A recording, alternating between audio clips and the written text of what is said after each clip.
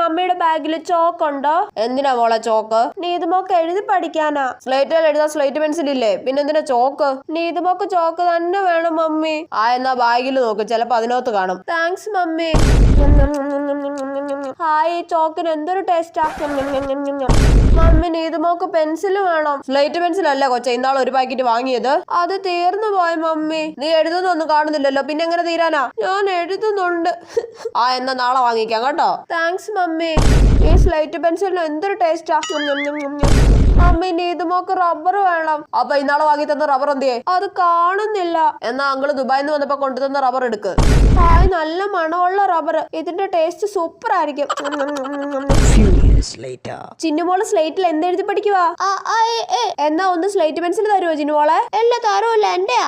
പന്നെ കൊച്ചു, പെൻസിൽ കിട്ടുമായിരുന്നെങ്കിൽ ഒന്ന് തിന്നു നോക്കായിരുന്നു. പഴയ ടേസ്റ്റ് ഉണ്ടോ എന്നൊന്ന് അറിയായിരുന്നു.